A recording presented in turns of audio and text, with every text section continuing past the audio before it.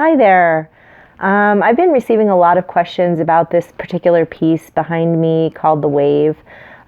This piece is available on theartistkelsie.com in a variety of sizes and on a variety of different materials, so you can look into that. But ultimately, this piece began when Paul Peregrine of Peregrine Studios called and said that he just needed some sort of a body paint piece for a how-to video that he was putting together on his specialized lighting that he created in order to capture the hair the way that it is. The hair is a pre-Photoshop sort of like effect that was, special that he and his team created. And so my body paint combined with that, it just created this great image. So obviously inspiration hit through that, and I approached Paul and I said, hey, how would you feel if I printed 2 or 3 of these pieces? I'd like to do that and embellish them. And of course he said yes. So when I very first saw this piece, when it was just the plain photograph with the black background, I saw a wave. I saw a wave coming over her.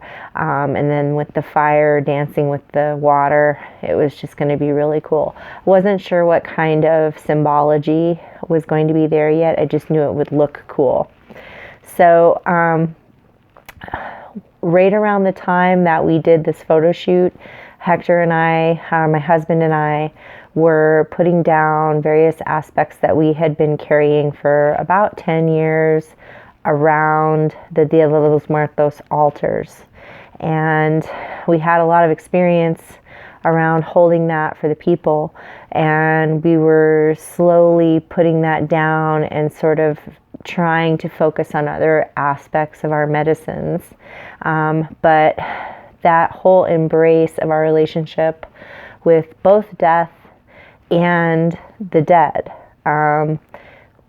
it was really studied for about a decade, and it was held, and it was honored. So for me, this body paint was sort of the stereotypical, if you will, presentation of that sort of theme.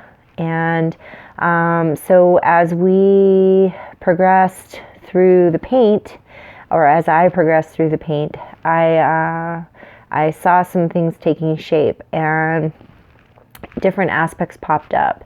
So a number of years ago, a friend of mine brought me a piece that he had done of Xochiquilcalque, who it depends on which cultura or which oral tradition you learn from, but Xochiquilcalque was a relative to the Tlaloc, which is the Aztec rain spirit. So in some traditions, she's sister. In some traditions, she's his wife. Either way, she loses children to the rain, to Tlaloc. So her children, in a sense, are sacrificed to that being. So through the ages, although she's been compared to the Llorona, she's really nothing like the Llorona. She's much more of a protector. She protects children. She oversees the protections of water as well. So she's on a completely different level than the Llorona. Some people do view her as a little bit scary because of her losses, but overall, she's more of a warrior goddess, if you will, that really looks out for the kids. So in this particular piece, there is a child that has died in the water. There's also a lot of other symbology. Quetzalcoatl is in the wave.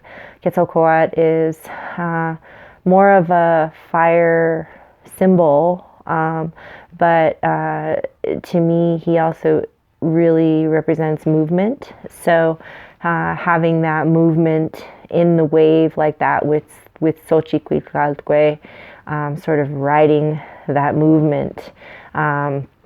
That's really the overall message in the piece, is what it looks like when, you're sort of holding up that stereotypical image, but then you're hit with that wave that comes with cultural awareness and the profound, not camaraderie, the profound unity that the people of Mexico get the privilege of experiencing, to be together like that.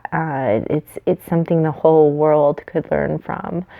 So it's that movement of being hit by something that's much bigger than you, and cultural movements are something you get to be a part of, but it's much bigger than you. So in the long and the short, there you have it, the nature of being hit with cultural movement, and also your own experience within that impact. So I hope that you enjoyed this video, and we'll see about doing it for other pieces. And I hope that you have a wonderful day.